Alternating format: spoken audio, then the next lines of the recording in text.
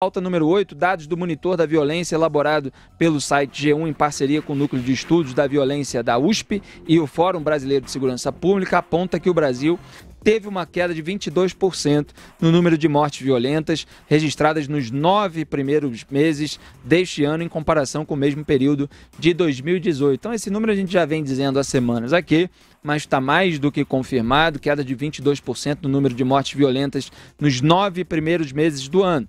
No período ocorreram 30.864 assassinatos, 8.663 a menos do que a quantidade verificada de janeiro a setembro de 2018. Portanto, 8.663 vidas praticamente salvas. Somente em setembro houve 3.300 mortes violentas contra 4.100 no mesmo mês do ano passado. Todos os estados brasileiros apresentaram redução de assassinatos de janeiro a setembro, de acordo com o levantamento. O ministro da Justiça e Segurança Pública, Sérgio Moro, atribui a redução a esforços de governos locais e do governo federal, citando recordes de apreensão de drogas e transferência de chefes de facções criminosas para presídios federais, como medidas que surtiram efeitos nos índices de criminalidade. Então, o Sérgio Moro, no seu discurso de posse, eu me lembro muito bem, apontei aqui, falou que era preciso o Estado retomar o controle das cadeias, do sistema penitenciário.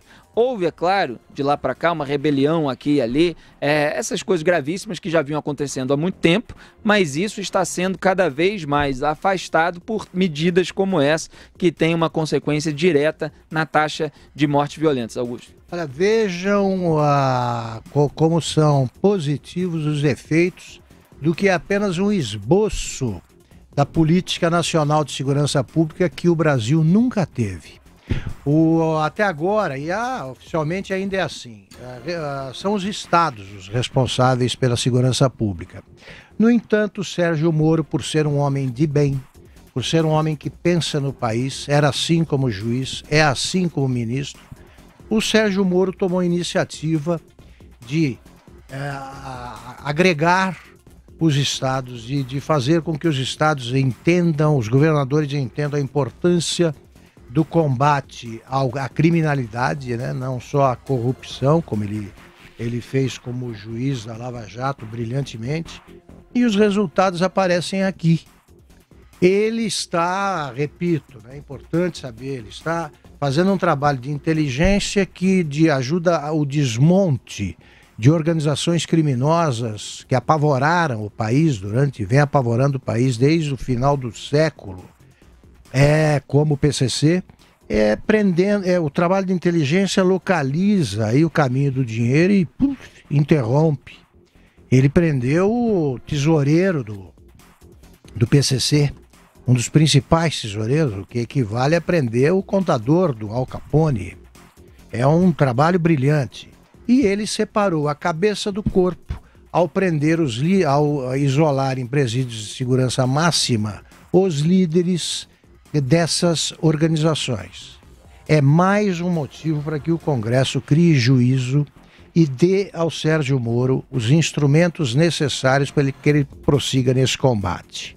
Parecem poucos, 8.663 vidas. Isso aí era o tamanho da cidade onde eu nasci, né, na minha infância. É uma cidade. Centenas de municípios brasileiros têm esse tamanho ou são menores. Isso serve como parâmetro para a gente avaliar a importância dos resultados obtidos sem os instrumentos necessários, repito, pelo ministro Sérgio Moro.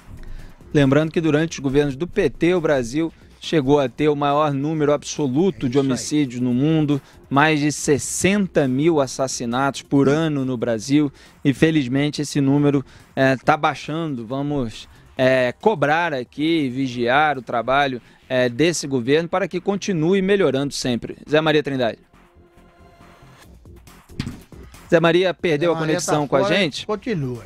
Muito bem, então é isso, a gente torce para que a segurança pública no Brasil cada vez melhore, a gente cobra isso há anos e essas medidas adotadas pelo ministro Sérgio Moro estão dando certo e vamos, claro, continuar atentos para que elas continuem dando resultado para a população brasileira que se preocupa, afinal, pais e mães se preocupam com os filhos que trabalham longe de onde moram, que passam pelo transporte público, que às vezes o transporte público passa perto de zonas dominadas por traficantes. Então existe toda uma preocupação em famílias de todas as faixas de renda com a segurança e a gente espera que a situação melhore. Zé Maria Trindade. Olha, Felipe, você tem toda a razão. Essa história da violência, ela é total, ela é democrática, ela pega a todos. Mas os pobres não têm condições de contratar seguranças e nem morar em condomínios fechados, e então ficam muito mais expostos. E com o agravante de que os filhos são seduzidos ali pelo poder do tráfico, pelo poder do crime, não é só tráfico, né? E isso é preocupante, toda mãe, todo pai se preocupa muito com isso. Sobre esses dados aí, são dados absolutos, é melhor fazer cortes para identificar exatamente o porquê de cada redução, mas é um momento de comemorar, no momento de se pensar que houve interrupção de crescimento da violência e está caindo. A gente precisa saber exatamente por que fazendo cortes. Agora, você tem toda a razão, Augusto. O ministro Sérgio Moro, logo no início, ele integrou a segurança pública, deixou de lado aquele velho discurso de que segurança pública, segundo a Constituição, e é verdade, segundo a Constituição, é o dever do Estado e não da União, mas ele integrou e tenta, de uma maneira muito firme, integrar, inclusive, dados sobre a violência. Ainda não conseguiu, olha que absurdo, ainda não conseguiu isso. Os dados não estão interligados em todos os estados, inclusive a emissão de identidade. Isso é absurdo, a maioria já está, mas nem todos. Mas também esse isolamento dos chefes de facção, que você citou, é importantíssimo. Esse isolamento impede que ele se comunique com o mundo exterior e que administre o seu patrimônio. Existe sim um patrimônio, existe uma economia do crime.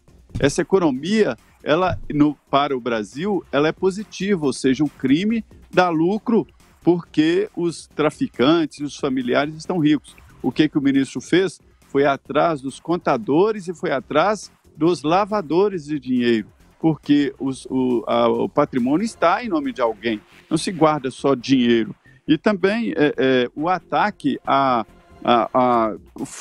frontal ali na contabilidade, além, evidentemente, dos lavadores, também a contabilidade do crime. Eu acho que não é suficiente, mas é um passo importantíssimo esse de usar a inteligência contra o crime organizado, que tem aí em muitos estados polícias desorganizadas.